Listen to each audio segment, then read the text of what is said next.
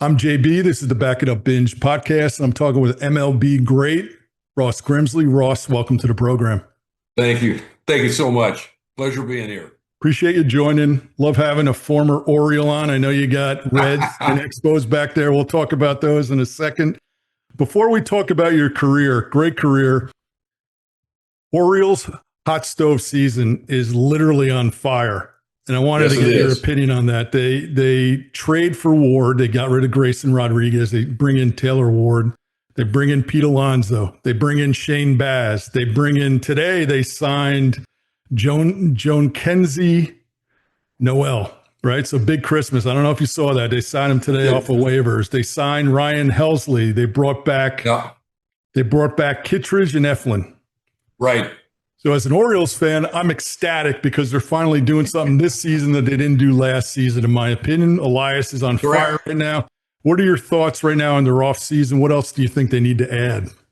I did a podcast. I do a podcast usually every Monday with Press Box Sports out of Baltimore with a couple of guys. And the last, I guess, since the 1st of December, we stopped doing it, rest up, and now this stuff is happening. We got stuff to talk about. So we did a podcast the other night and talking about getting Alonzo and all. I mean, they're going to score some runs, and I think having those guys is going to rub off on Rushman. I think he'll come back. It's amazing. He's went downhill the last few years That's from right. the very start. So I look for him to pick it up. He's still a quality catcher, but he's went down catching wise as well. But all the moves they made, fantastic. Everybody's excited. I can see things. Offensively picking up. The big thing is pitching.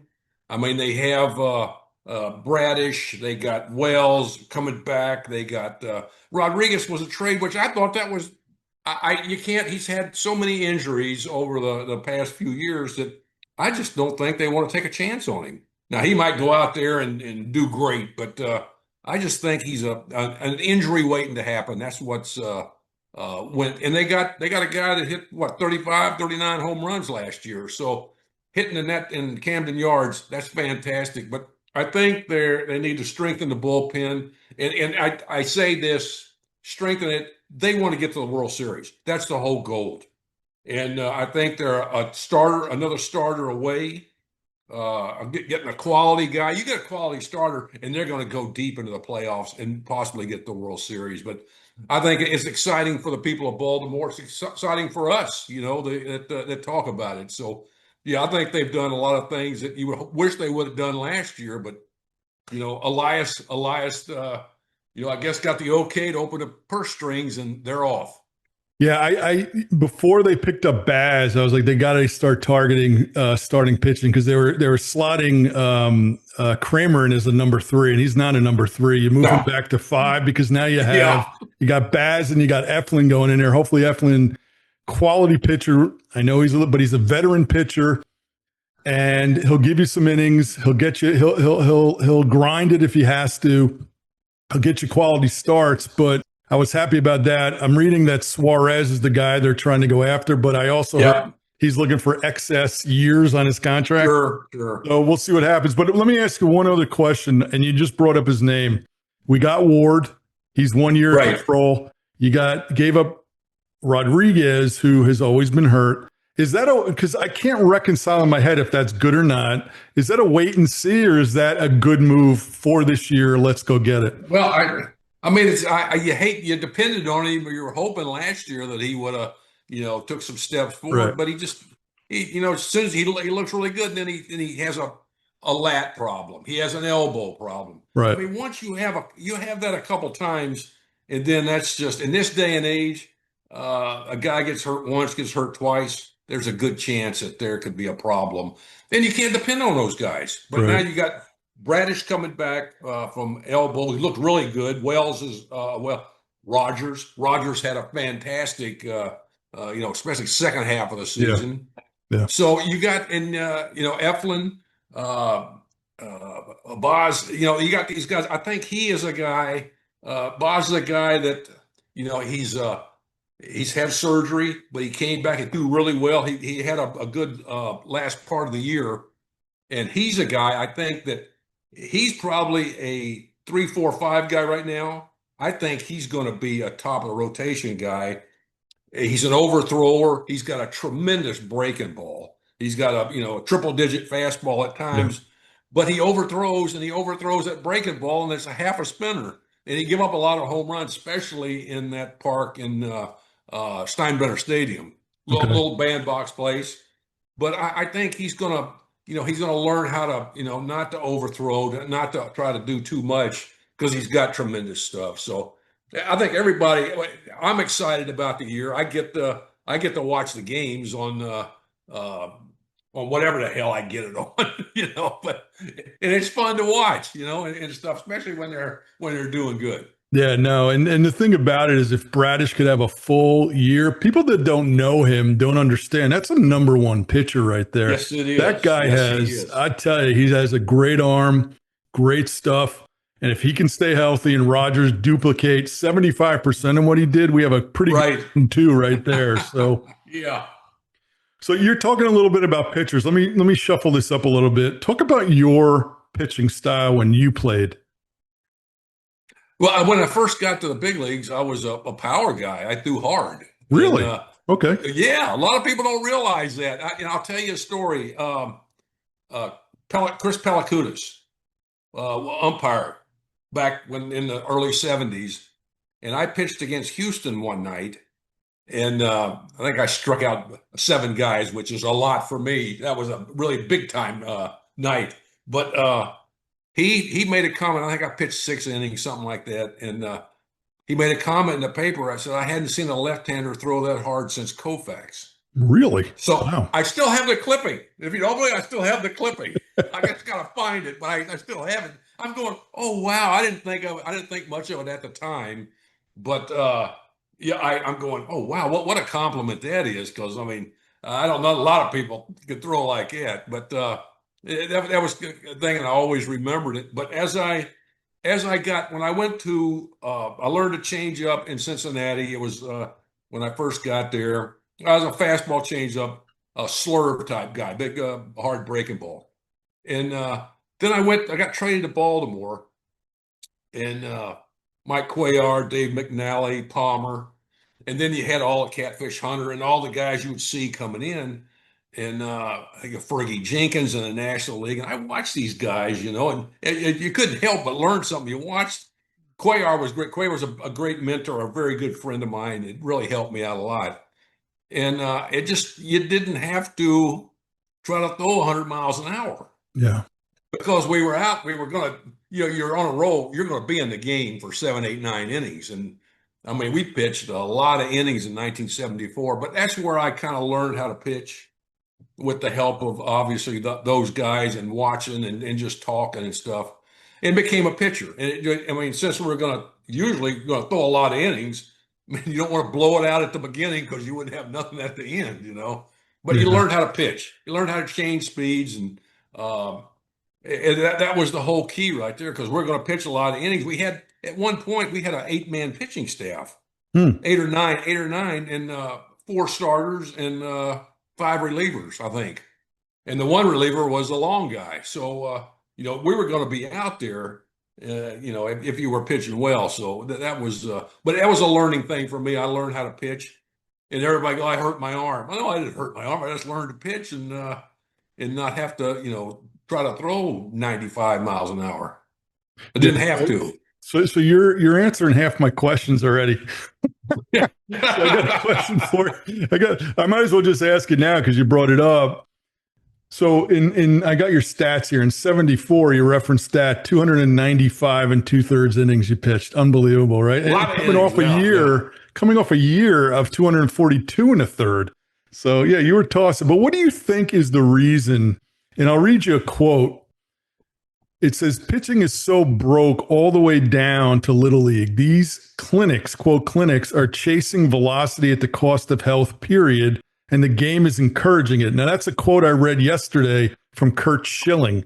What do you think is this Tommy John outbreak? Because you heard Tommy John in the 70s and 80s, and all you heard was Tommy John, and that was one person. Not everybody Right, getting a exactly. Tommy John surgery, right? Yeah, Is no. it spin in velocity? It's, I mean, one of the things that, because I coached for 31 years, and always trying to pitch and not throw, not be a thrower, be a pitcher. And when guys try to throw harder, most guys that I saw get hurt were trying to throw pitches harder than they had to try to throw them. And that was and I spent a year in Atlanta with Leo Mazzoni, Okay. and he had a pitching thing. He was in the minor leagues with Atlanta, and then he went to the big leagues. Now he had all those guys in the minor leagues, and they had a thing that they did pitching wise for the starters and relievers. Well, I was with Atlanta 1 year, become pretty good friends with Leo, and I took it, left, and went to Seattle and took that philosophy with me. It was basic, a start for starters, but relievers, I didn't realize what we did. The relievers threw a little bit every day off the mound. Didn't throw hard, but you threw a little bit every day. Pitchers threw 2 times in between starts, and but you didn't get out there and just pump away. It's Right. kind of a touch and feel and a thing, and relievers the same way. But that was something that as a starter on a 4-man rotation, you kind of did the same thing. You threw a little bit in between starts. Sometimes couldn't get the ball to home plate, but you threw your warm ups. You worked on your delivery. You worked on mechanics, certain pitch at times. If you could, I mean, sometimes you're so sore you couldn't hit the ball to home plate, but you got your throwing in. So it was a little bit different, but I think that was something that that really helped. I mean, 295 innings, 200. We threw a lot of innings, but we pitched. We didn't throw. We weren't trying to throw the ball. The big thing now is if your guy swings and misses and don't put the ball in play, that's the greatest defense you can have. Swing Yeah, and that's true. miss. That's true. Now that takes wear and tear on the guy. That's the reason so many guys are hurt. It's a max effort thing on not only fastballs but on breaking balls. You try to throw breaking balls as hard as you can, it's a recipe for a disaster. And Okay. we're seeing that. You try to throw max effort every pitch, it's going to take its toll, and we've seen that. And you know what? Most of the people that have been in a game for any amount of time know that. And you were telling people that this is not good. But you know what? This guy gets hurt, we'll run somebody else in. Do you think this, because let's talk about your stats again. 4 seasons you were between 218 and 295 innings pitched. 2 other seasons you were at 197. Yeah. So you put in and logged those innings. These guys are at this 100 pitch count and come out. Oh, yeah. You think that's Yeah. because I'm watching the game and I'm looking at the pitch count and I'm calculating, okay, he could get to the 6th. They'll get a quality start, maybe into the 7th. He had a tough inning. He's out in 5, and there goes the bullpen, right? Is that part of it where they're not allowing these guys to go more? Well, it's as you see in the playoffs and the World Series or so, they let the guys, if they're pitching, they let them pitch. Right. But I think the thing, it really over a period of it starts at the minor leagues. If you're going to groom the guys to pitch, 100 pitches. I mean, I've thrown 75 pitches and thrown 120, and the 75 are more taxing than 120. Now, does that make any sense? No, but the 120, they weren't, every pitch probably wasn't a critical pitch. Right. Because maybe you had a big 7-0 or 5-0, or it wasn't 3-2 or 2-1 where, you can't make mistakes now, especially late in the game. So you got to really, it's mentally draining. It's mentally draining, especially the way I pitched toward the end of my career. I wasn't a power guy. You had to pitch and change speeds and do whatever you could. It was more of a mental thing. I tell you, the 1 year, 74 was the best year for me. The year I won 20 games in Montreal in 78, I was able to locate the ball and change speeds better than I did any other time. But the other 74, I had stuff. Had my had a little life on my fastball, had a good breaking ball and changeup. But the other one, was I pitched and located and changed speeds. That was more fun to do. Than standing out there pumping. And I think the people now are missing, uh, the Koufax against Marichal or Palmer against Catfish Hunter Right. or Vita Blue against whoever. There's no guys that you can say that, hey, I'm going to watch so and so pitch tonight, or I'm going to see. First of all, you don't know if they're even going to pitch, and if they do, Right. it Right. might be just 4 innings or so. It's Well, totally different game. yeah, we'll come back to Montreal. I'll talk to you about that in a second. But let's go back to the beginning. You grow up in Tennessee. Your dad's a professional ball player. He's a pitcher. You were Right. part of the 68 Memphis American Legion team national champs. You played basketball growing up. You played baseball. What was it like growing up in Tennessee, having your dad as a professional ball player? You played basketball. What was it like growing up in that environment? Yeah, it was. We lived in North Memphis, area called Fraser, and it was. Each little area of the city, it's got your group. Yeah. Then you had this, and it was always good to go and beat the crap out of the team on the south side or the west side or something like that. Especially basketball, I loved more than anything. I loved that.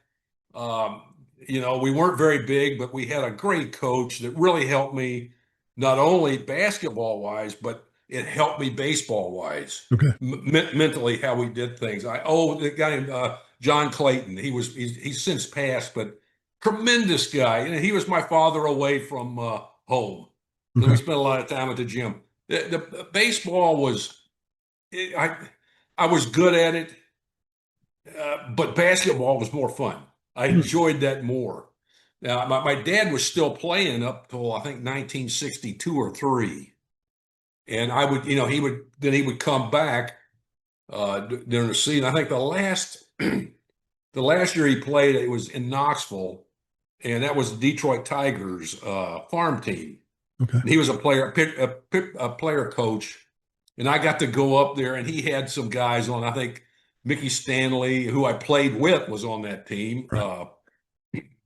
Gates Brown. There was a few guys, and then when I was playing against them in the American League, they go, "It's really amazing." And now I'm playing against the guys I played with sons. So I'm going, "Yeah, that is."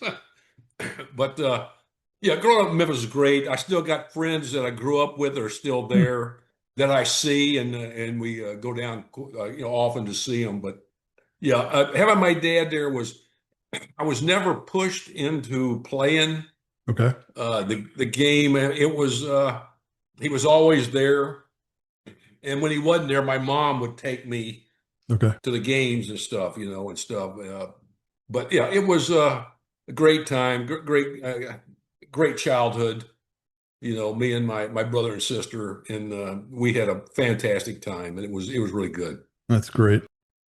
So you get drafted, you're in the minors at 19, 2 years ago, 2 years later at 21, the Reds call you up. You got Sparky Anderson as your manager, you got Bench as your catcher, you got Pete Rose, George Foster, Lee May. Did you feel the pressure getting called up for that team and that roster?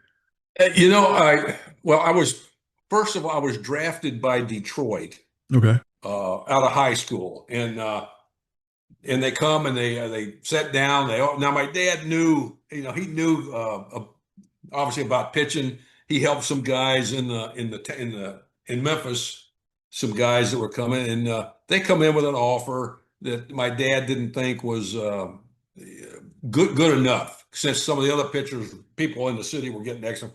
So I said, well, I'll go to junior college, because if we go to a 4-year school, I got some scholarships, actually more in basketball than I did baseball. Okay. But being a 6'3", 6'4" guy, I knew I wasn't going very far. The smart thing to do, I'm going to play baseball Right. anyway.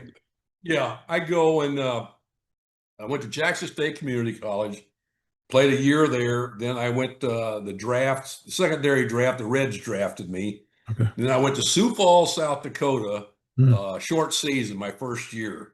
Then the next year, I started out. I struggled some. And I still have letters that I wrote home to my mom and dad Hmm. and telling when in spring training and then during the season. I said, I don't know if I can do this or not. These guys Really? are pretty good here. And Hmm. yeah, and all of a sudden, I'll never forget, I came into the game to a game with the bases loaded, no outs, and I struck the side out. It was against the team Huron, and they were the Cubs affiliate. And I struck out three guys, and I took off from there. I think I was 9-4 with a something two something run average, I think. And the next year I went to AAA. Now that was in 70. I mean, they had some horses there, Scipio Spinks, Bert Blyleven. I mean, Hmm. there were some. Vida Blue was in the league then. And just to give you a little idea, I was second in the league in strikeouts. Really? Now, that's what I said. Really? I mean, Blyleven, Vida Blue, and Yeah. Grimsley? Yeah. That doesn't sound. But I was second in the league in strikeouts, and they had Cesar Cedeno. I mean, there were some big name guys in that American Association that went on to have really tremendous careers, and some had Hall of Fame careers. You Right. know, but it was special. Again, I was 20 years old at the time. Yeah. The Reds went to the World Series that year. Milt Wilcox was in and out on the team with me, and I one of the top ERA guys, second strikeouts. Well, one of the pitchers got hurt for the Reds, and I thought maybe they're going to call me up. Well, they took Wilcox, Okay. which whatever, So, but yeah, but the next year I went up in May in 71, and that was the beginning. And I know spring training. I would throw batting practice, and like I said, when I first got it, I threw hard, I threw pretty hard, and it was, they really, Rose Bench, Tommy Helms was a great friend that really helped me, especially when I got there. Rose and Carolyn, his first family, we were very close. Me and my wife, and then my son, we were close with their family, and they just treated you like you were just one of the gang, And it was really special. And I mean, it took me, especially after going to the World Series in '72, it took me probably 3 or 4 years to realize what had really happened. It was a dream. The whole thing was a dream, and it's something that you really worked for when you were 4 years old. You playing in the backyard, playing wiffle ball or Right. whatever, and you play, seventh game of the World Series, and you're hitting, and it was, that type of thing. So take me into the locker room in 72, in 71 when you're there. Who's the leader in that locker room for that team, the Reds? Is there a one voice, or was everybody just Well, let meshed? me tell you how that worked and how I saw it. Now Okay. you had Rose, you had Bench, you had Perez, and we didn't have Joe Morgan yet until '72. But you had somebody for each group of guys. If Hmm. you follow me, Yeah, I you do. had you had Perez for the Latin players, you had Morgan for the black players, and you had Rose and Bench for the rest of us knuckleheads. But it was Sparky wanted something done, he would go to them. Because I mean, we had to wear our uniforms a certain way. We had to have haircuts. We had to have whatever. You had to do certain things. That's what they wanted, And he would go to those guys to have us do it, you Oh, know, okay. Right. which was it really. I wasn't a big Sparky fan, but that was ingenious. I thought over the years, and being young at that time, I you think you know more than you know. And some of the things as I got older, I go, that's the reason they did that. That's Right. that. And other times I'm going, no, I don't know why he did that. He didn't like me. And he Was didn't. was there a lot of egos on that team, or did he do it to create the hierarchy of the A list, quote A You list know, guys? I did not.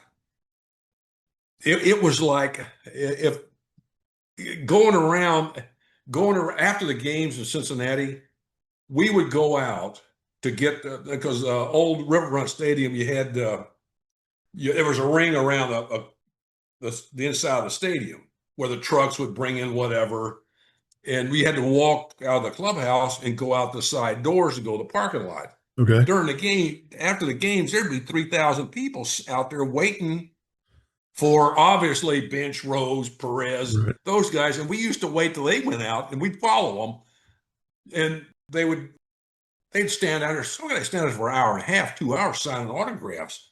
That was to me what these rock bands go through. With the with the people, thousands of people standing out there waiting to get your autograph. And it was pretty neat.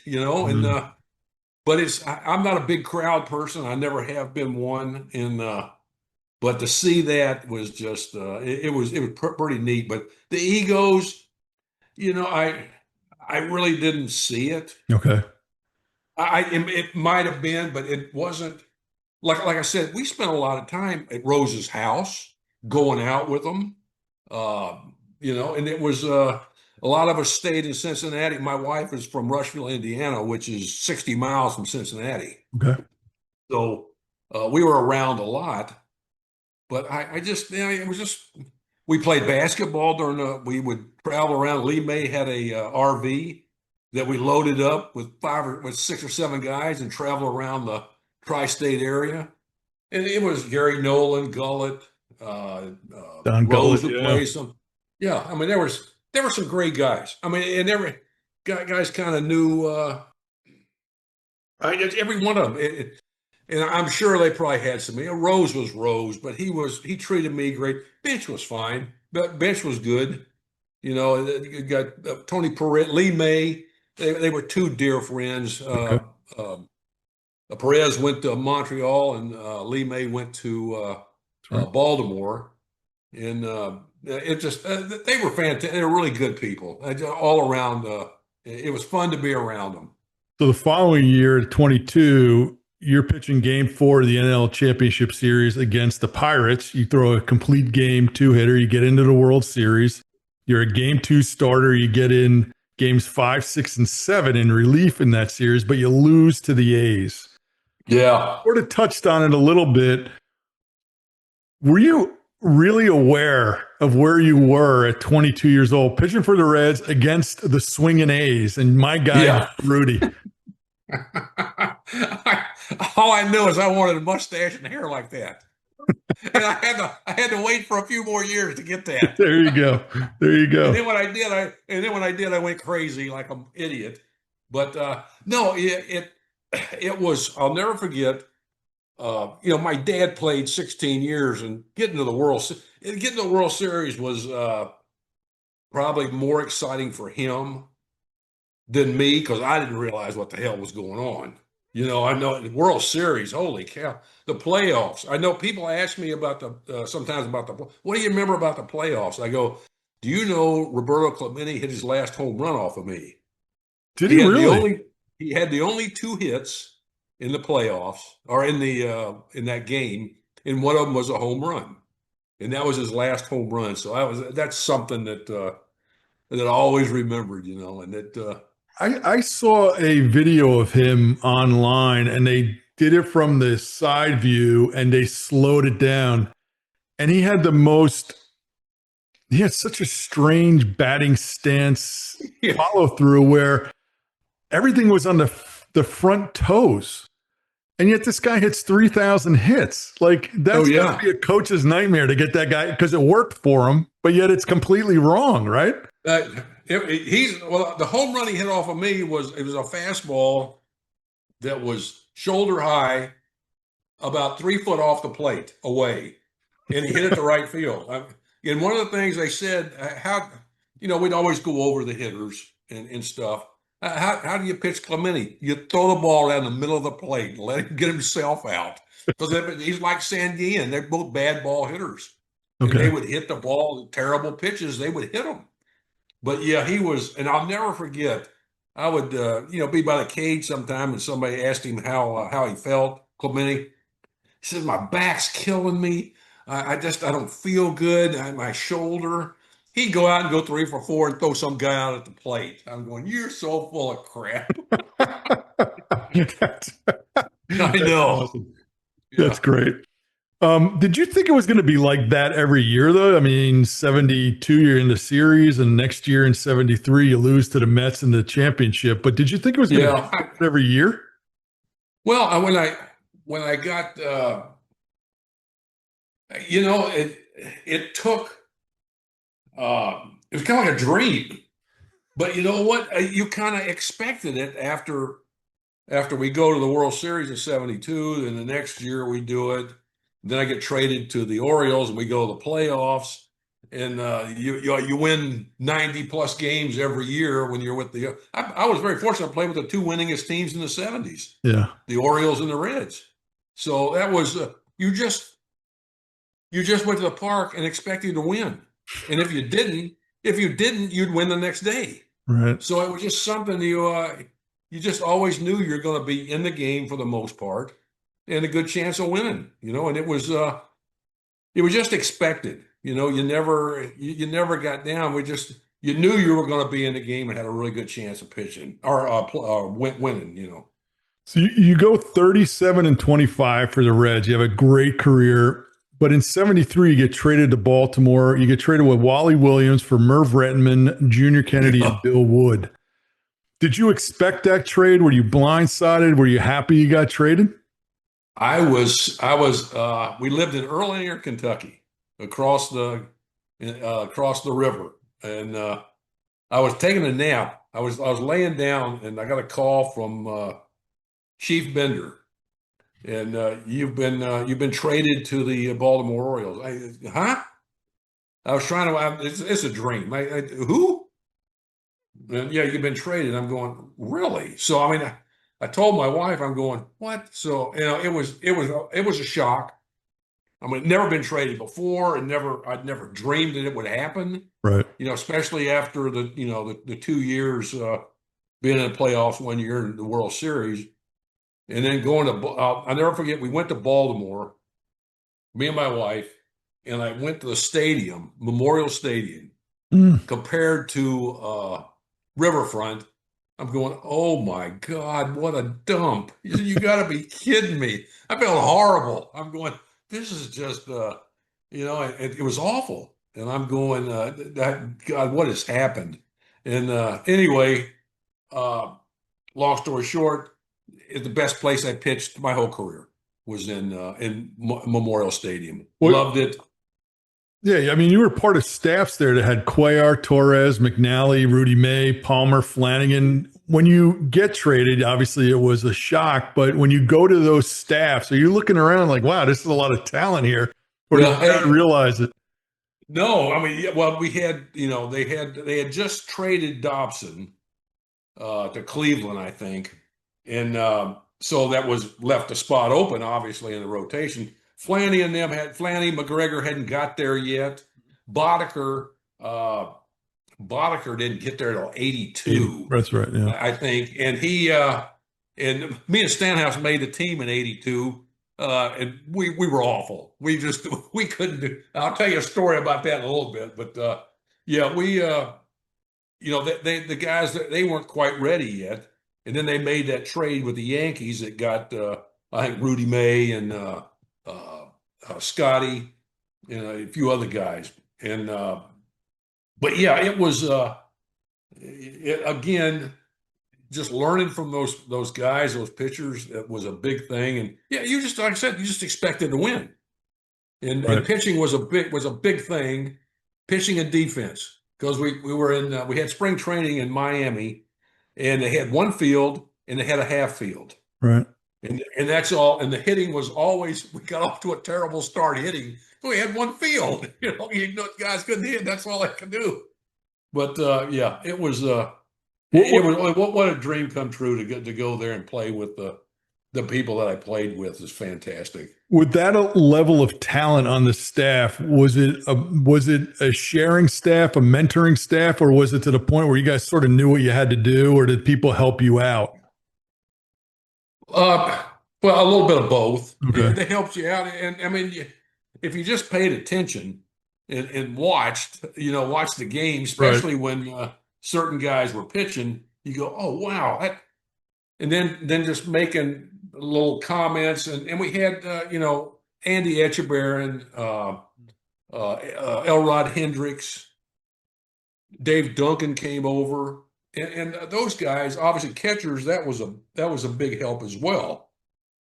But learning, just listening and watching these, Palmer, Cuellar, McNally, he couldn't help but learn something if he just paid a little bit of attention. There you go. Yeah. So after the 78 season, you file for free agency. You go to Montreal. It's your first and only 20-game win season. You wind up being the only Expos only pitcher as a 20-game winner. You sort of touched on it. Was it the culmination of a bunch of years that led you to that 20-win season to say everything came together and now you quote, knew how to pitch?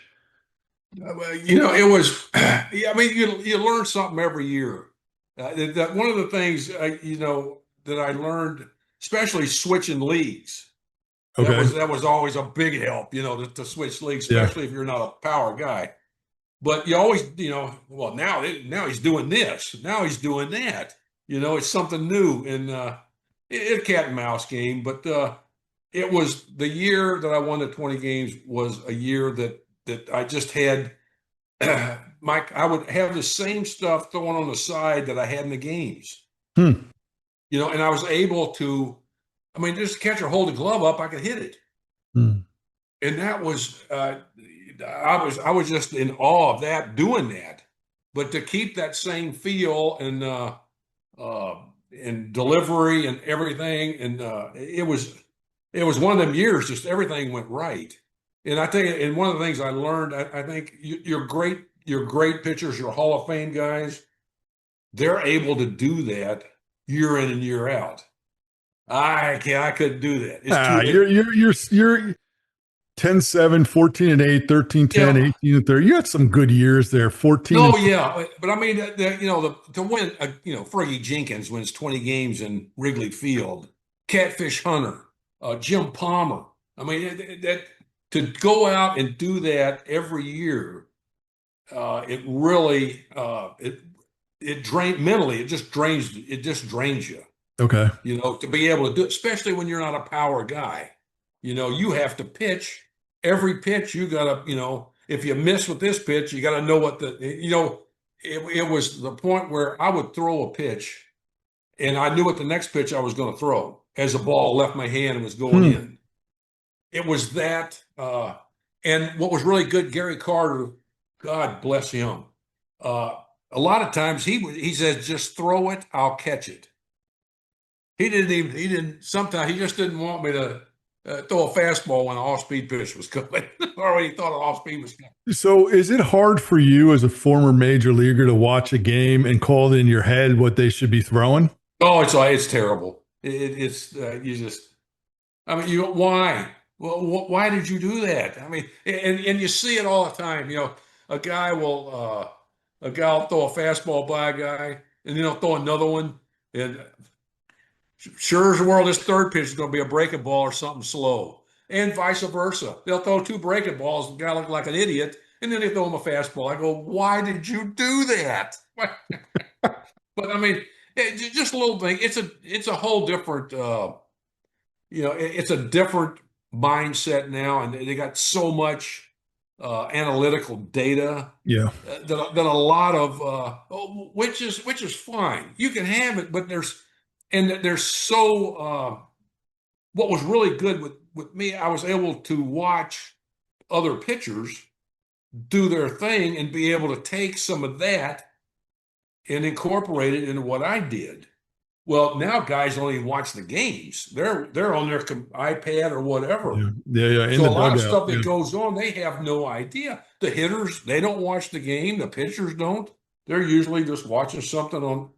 And you miss a lot of, I think a lot of stuff that can really be helpful, but that's the way they do it now. I did an episode a few episodes ago with Bob Tewksbury. He wrote a book called 90% Mental, and there's one chapter in that book where he walks you through a near perfect game of his, as a pitcher on the mound thinking his way through it. It's real. It's a lot of what you just said about always knowing what the next one is, reading it. And he was an 88-mile-an-hour fastball Right, guy. exactly. I mean, Topped he out. was a pitcher. He Yeah, was a pitcher. exactly. And I think a lot of people miss that part of the game. They miss the game the way it was at one time, where there was strategy and there were you know more God, I can't think of the word, but it was there were more stuff going on in the game which they don't do now. You don't see a hit and run. You don't see bunts Well, as often. You know, a lot of the small part of the game you don't see because everything is done around the 3-run home run or the home run. yeah. You know, throw as hard as you can, swing as hard as you can. The strikeout, the strikeout was kind of embarrassing for guys. And hey, it's part of the game. I'll strike out 3 times and hit a home run. See, for me, and we talked a little bit about it before we got on. 70s and 80s baseball to me, especially the 70s, maybe because I was a kid, but that's the best era to me. I love the fields that are brown dirt with pebbles on them, and it's major league. It's a major league park, right, Ross? I mean, you look now; these things are manicured like a putting green, and I'm like, that's not baseball. Come on, that's what I love that era.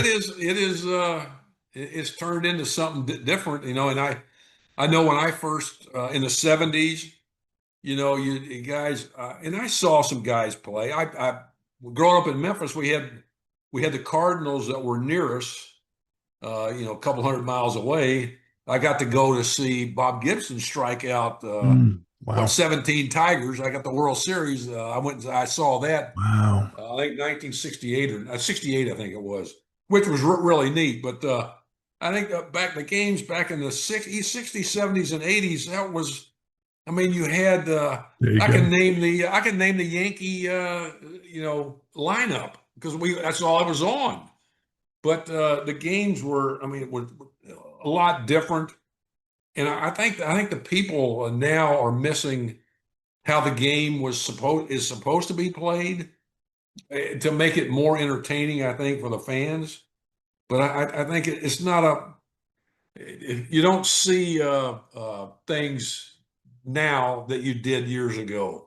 Well, it's weird because a couple of years ago you had Gunnar leading off, and to me, like he's a 3-hole hitter, right? And when we were growing up, it was like your best hitter goes in the 3-hole. You get the Mets in '86. You had Dykstra and Backman, the table setters, right? And then you get the medium line, and you don't see the A to B to C anymore.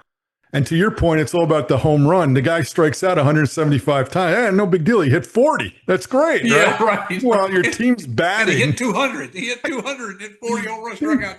The thing that drives me nuts nowadays is you hear batting average means nothing. How does it mean nothing? Oh, well, RBIs mean nothing.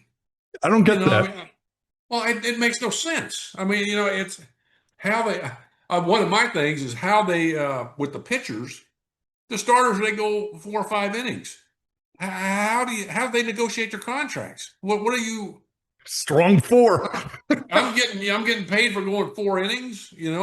Saves that's a big thing. But holds used to be I don't even think they do that. But yeah, it's the importance of certain things in the game that were important and are important aren't that way now. Yeah, I like it the old way. So let's go back to 78 All-Star game for you.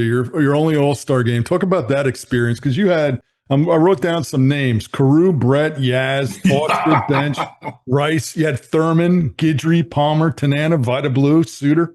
I mean, Ross Grimsley, right? Yeah, man. Sorta versus Martin were the 2 managers. Yeah. Well, I never forget going in me and Steve Rogers made the All-Star team from the Expos.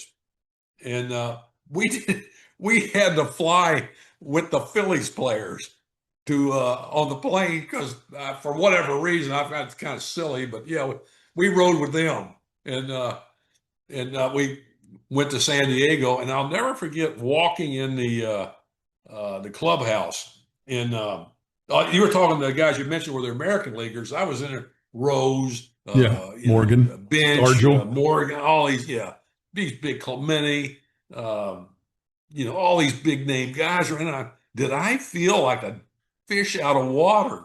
I'm going, oh my God, what am I need to go around and get autographs. That was one of the things that when I first started playing, I collected baseball cards growing up. Okay.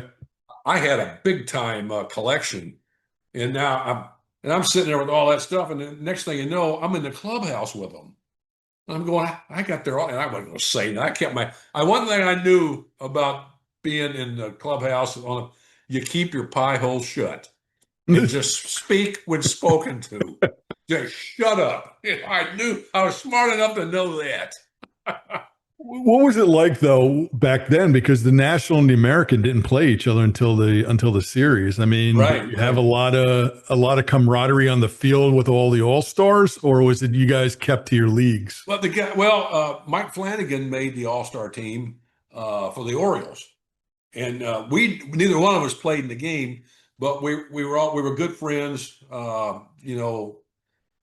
God, for years, and his family and my family were very close, and his ex-wife lives down here in Florida, is still a good friend of ours, and we met on the mound and shook hands, and it was fun, it was a good time, but yeah, I mean, it wasn't like I said, I just felt really. Not that you didn't belong, but you go, I'm here with all these guys. Holy cow. I mean, some Yeah, Hall of Fame guys. I'm going, yeah. wow. Were you talking If about anything, cards? You're talking about cards. I happen to pull yours out. okay. There you go. Right, and Yeah. that's the hair out of the side. We'll talk about that That in a yeah, that, second. that's before it blew up. That's you must have you de-poofed it back then, right? Look at that Right, card. but that was before I had the what was crazy is we went me, Dave Duncan, Jim Northrup, Wayne Garland, and somebody else. We all went and got perms. Now I really didn't need a perm because my hair was curly enough anyway, but it just that was the beginning. That's funny. And That's funny. yeah, and that was the beginning of the hair, and yeah, and my dad hated it. My dad and mom were Air Force Oh, people I didn't know in that. World War II. They were in the over in England during World War II. They were in the Signal Corps, and yeah, my dad was he. I had to have the weekly haircut with the white sidewalls, you know, and yeah, he didn't care for my long hair. We'll get into some of these stories. I'm curious to see what he's going to say about that. But before we get there, I want to ask you: you played for three Hall of Fame managers, Sparky, Earl, and Dick Williams. Talk about Sparky and talk about Earl. Were they very similar old school guys, or were they different in a lot of respects? They were different. They Really? were Okay. oh yeah. Like I said, Sparky, he just had to make eight guys happy.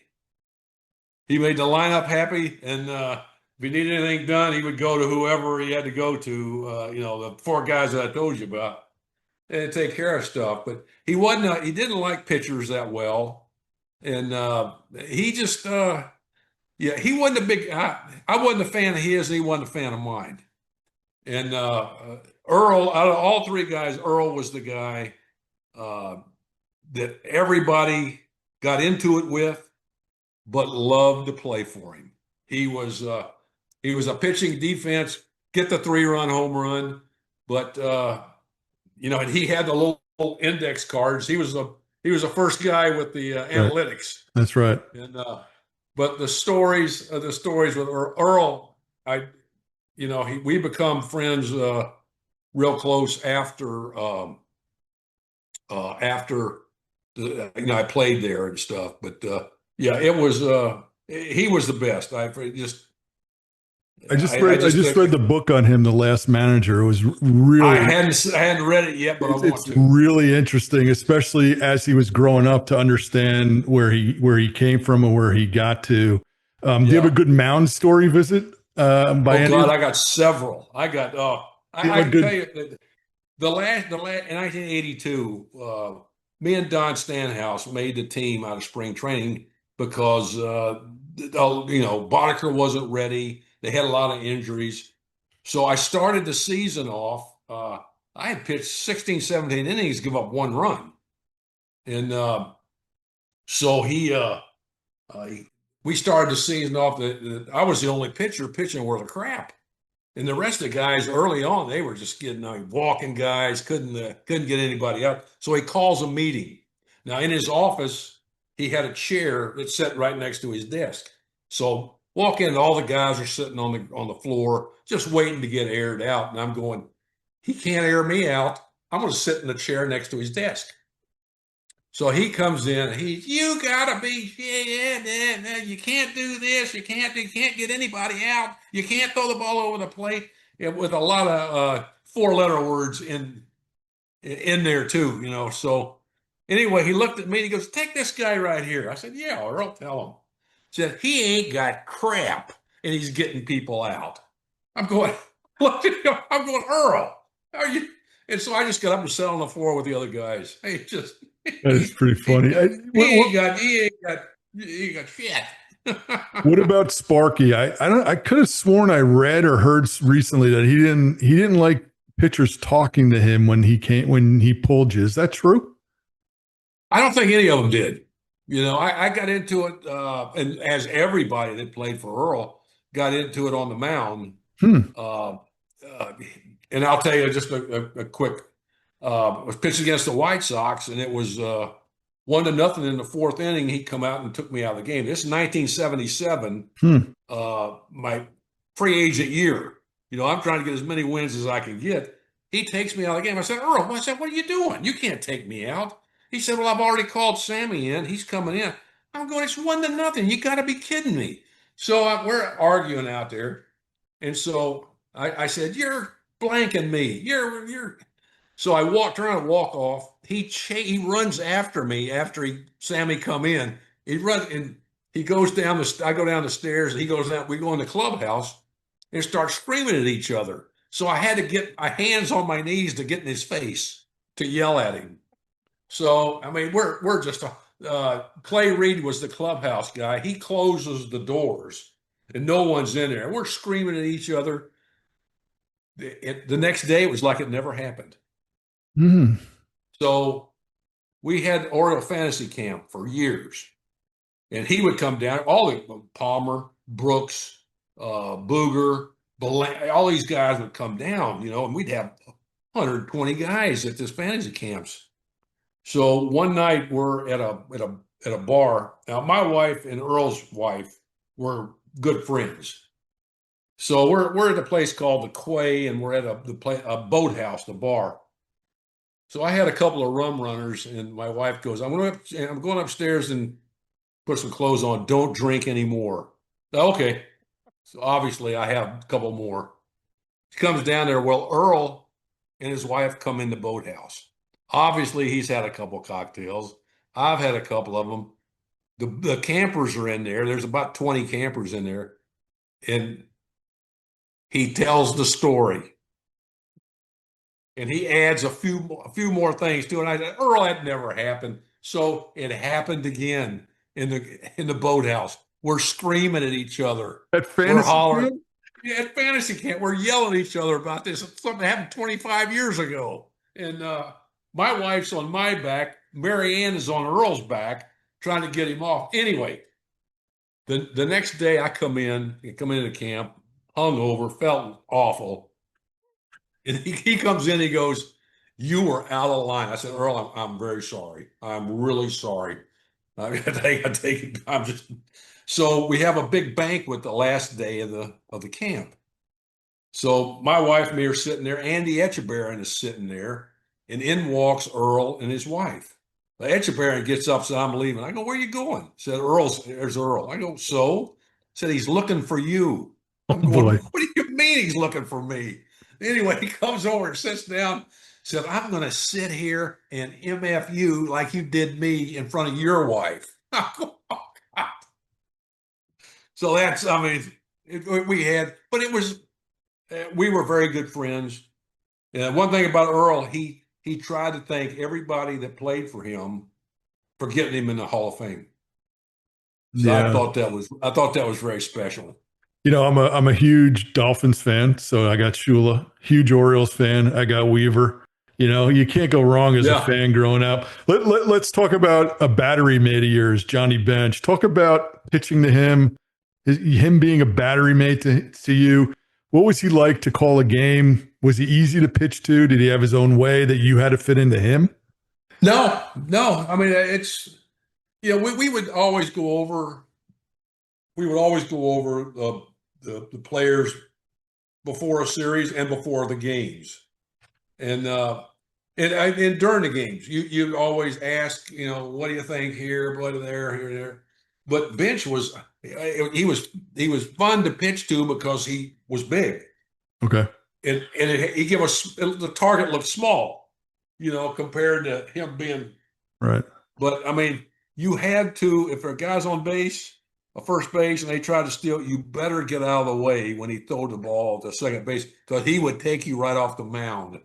I mean, you had to duck, Really? get down on it. Oh yeah, the ball was chest high when it went past you. Wow. Okay. He had a gun, but no, he was he was just a really him Carter. They were big catchers, and they give the targets the spot looked small, which was good for me. But they were, I mean, they would let you call your own game to a point, and they would let you fail and tell you, well, what did you learn here? Oh gosh, Did any of you the know. catchers that you threw to get upset when you shook them off? Uh, no, they more or less. Uh, I don't remember. No, I don't Okay. remember doing it. I do with the Orioles. The if the pitcher gave up a home run or something or a hit, he wouldn't yell at us. He'd yell at the catcher. Really? Which, oh yeah, he would. Perfect example. We're playing. Harmon Killebrew is with Kansas City at the time, and in the end of his career, slower bat. Well, I throw him a changeup. He hits a home run, one hops the bullpen in left field. So come back in. Who gets chewed on? Etcheberry, Weaver's all. You gotta be. He can't hit. He goes. That's Grimsley's best pitch is his changeup. I don't care. He's got a slow bat. But next time up, I throw him a fastball. It's a home run on that. So he walked in, and Etcheberry goes, "There's that fastball." Weaver, yeah, got me. So That's yeah, great. That's great. it was. I mean, it was. I think it was different. It was different on those teams uh, compared to when I played in Cleveland, and it was. I mean, it was just Cleveland. They had some talented players, but they just didn't gel together in play. They didn't expect to win as often as these other teams did. And Okay. there was a more a positive vibe with the winning teams that I played on, and that was from the players. They brought that, and you were able to learn, and they just had a way of doing things, a positive way of doing things. So Ross, two more rounds of questions here. Let's talk about some of your stories, your legendary stories here. Okay. The first thing you just mentioned it, the perm, right? You Oh were yeah, yeah. you were accused of doctoring the ball because people claimed that you put stuff in your hair because it was a little greasy. And I think it was Billy Martin. Can you talk a little bit about that and how you debunked that?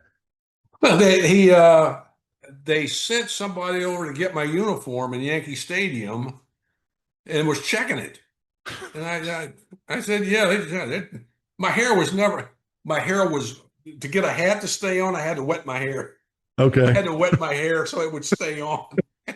But, yeah, I mean, I was accused of it, but I'm just, I never did nothing. I read that you shampooed your hair in the dugout to the reporters to prove it.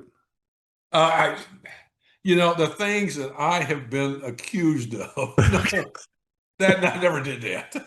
I never did that. Well, did you warm up in the bullpen in your socks? No, Well, that's no. another one I read. Really? Yeah, I No, read that I you hadn't warmed up heard here. that one. I'll tell you exactly. I have it right here. Let me see Yeah, here. It no. says a few players from his Reds and Expos days have mentioned this. Sometimes before a start, he'd walk around the bullpen and just shot in just socks, saying his spikes, quote, felt wrong today. Coaches didn't know what to do with him. Teammates just accepted it as, quote, Ross doing Ross things. Really? No, I walking around with no, God, no, I never went barefooted. I was afraid to go barefooted because my feet were so All right. Well, let's yeah, debunk no, I another never. one then. Here's Oh one more God. for you. Here's one more, Ross. Did you wear Okay. perfume? Perfume? Women's I perfume. Oh God, no. No, women's perfume. This is on my notes right here. Oh, It says Grimsley sometimes came into the clubhouse wearing women's perfume and he didn't hide it. He said it relaxed him on pitching days. Teammates joked that the hitters were getting beat by a guy that smelled like a department store. I haven't heard that. I've never heard that. That just oh I gosh, got no. one more Really? if you want to debunk this one. All right. Oh, go You're ahead. blowing my whole episode. This is the Oh, reason I know. why, other Hey. than being an Orioles fan, this is the reason why I wanted to talk to you. Oh, The witch gave you advice and told him his luck would be good or bad. That's what you told the media one time. And okay. it said his Yeah. Orioles teammates said the clubhouse reaction was basically, yeah, that checks out. That's Ross. Well, it wasn't with the Orioles. Okay. It was with the Reds, and what actually happened was a reporter give me a rock that was wound with the wire, Okay. and said he got it from a witch in Boston. So we get stuff all the time. You know, so I put it up in the lock. I won 3 games in a row, and So you're not so moving that, are you? no, heavens no. I don't care what it was because wearing socks or well, that's what they said. I wore the same clothes all the time and never took a shower. Well, the thing I wore the same sweatshirt when I pitched. Okay. You know, it's like wearing the same socks. Now, of course, God, if I didn't take a shower and stuff, they would have thrown me in there. They'd thrown anybody in there if they didn't do that. But that's how the stuff gets embellished. A lot of stuff was really embellished. But the thing with the rock, I lost the rock, and then I think I lost the game. And somebody said, "Well, why don't you get the witch to get you another one?" I said, "I don't know who the witch was. I didn't get it from a witch. I got it from a reporter. He said he got it from a witch." So That's that's great. how they take this. I did. Those are two things that you mentioned earlier. I've never heard that. I'm going to send this to you when we're done so you Oh have it. yeah. All Oh right. no, I'll really. send it over to you. That's Classic stuff. Classic stuff. So last round, I want to put you on the hot seat here, give you some names that you either were teammates with or you faced, and just do a speed round.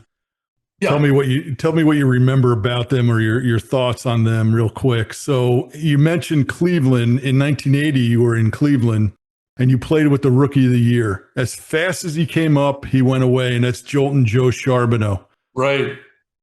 What was he like? You know what? I got along with him, obviously, but but he was. You know, I'll never. He was Rookie of the Year. The next year, they said he gained weight. Well, he weighed the same thing he did the year before. But I'll never forget, he was married to a little girl. His wife was a small stature and really nice. And she would really get upset when he would open bottles of beer. He would put it in his eye and turn it, put it in, No. close his eye and squeeze it, and he'd pop oh yeah. Oh So my that was, God. I always remembered that. How do you do that? So But he would wait, open, so I read about the perfume story, but I don't hear about him opening that up. Like, where was that story, right? I Oh my don't know. gosh. He would put it in his eye and he would turn it and open the beer up. That's what I remember about Joe Charbonneau. Wow. Okay, Yeah. so before we got on, I mentioned to you one of my favorite players of all time, and you mentioned him so far earlier in our episode, our discussion. People forget about this guy. He was a first baseman, 2,031 hits, 354 home runs, and that's Lee May. He's the reason why I Yeah. played first base in Little League. I wore number 14. Loved him. And actually, I was mad, Ross, when Eddie Murray came in. Yeah. Shows you how much I know about talent, right? I was so mad that Lee was gone. And who's this guy? Who's Eddie Murray? Yeah. Lee May was not only was a good player, a great guy. And like I said, when we were at the Reds, he had an RV and we would travel around. He would drive it. Obviously, we had some adult beverages in there and driving around and stuff. And he was just fantastic. He got traded to Baltimore, and we would when he got out of ball, they had a cruise, the Baltimore baseball. Matter of fact, we're supposed to go on it next week or in a couple of weeks. Baltimore baseball cruise, and he would do it, and it was just a great time we had with some of the same people. About 40 people go on it that we entertain with stories and what have you, and he just just a fantastic guy. His wife was great. His sons, they were fantastic. And I know when he passed right before, and that was I think right before one of the cruises. And I'm trying to think when that was. That might have been that was Elrod. That wasn't Lee, but Lee passed during the year. A fantastic guy. There's just a tremendous. I really love being around him. He was a lot of fun, and he could swing the bat a little bit. No, sure he could. Yeah. Here's another guy, and you actually had really good success against him. He only batted 111 against you. You struck him out 3 times, 2 for 18, and that's Willie McCovey. Oh, yeah. Well, we always saw him out because I was with the Giants for 16 years coaching from I think 2000 or 1999 to 2014. And his knees were terrible. He was in a wheelchair. Ended up in a wheelchair, and I would see him out there because they would bring Cepeda, McCovey, Bobby Bonds, or Bobby, and all the Jim Davenport, just all the old guys, and it was really fun to be around them and listen to their stories. Mays was always there, and I'll never forget. Cepeda was a good friend. I love being around him.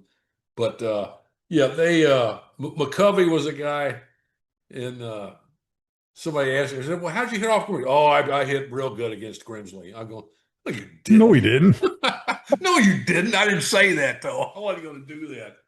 But we're at the cage one day, and they were taking batting practice, and I said something to Willie Mays. I said, "Willie, you don't know who Ross Grimsley." And Cepeda goes, "He knows who you are." And I'm going, "Oh, really?" He goes, "Yeah, he knows every left-hander he faced." I go, "Oh, well, thanks." Well, it's funny you mentioned him. He was on my list as well, and we don't have to talk about him, but he was only 3 for 19 against you. You struck him out 5 times, but of the 3 hits, one of them was a home run. Change up. Oh yeah. Oh, I remember. I remember that. I got chewed on that throwing him a change up. So really? that was yeah. Well, a lot of those guys were toward the end of their careers. Okay. And they were slower bats. And change up was the best pitch I had, and I would throw it, and it was right in their wheelhouse. All right, so two more for you, Ross. One's a lefty, one's a righty, and they both had a little more success against you. First one, 11 for 27, 407, home run, no strikeouts, George Brett. Oh yeah, he couldn't get him out. He was out. just one of those guys. It didn't matter what you threw him. He was great hitter. Yeah, he was great hitter. Yeah, I couldn't. I had my troubles with him. And last I had to get the other guys out. Let him do what he does to get the other guys. Hold him to a single and then get the double play, right? Yeah, really. Exactly. Last one for you. He batted 300, 6 for 20, and actually 2 home runs against you out of those 6 hits, and that's Jim Rice. Oh, gosh. I got a story about him. So I see him every now and then down here. He plays in some golf tournaments down here.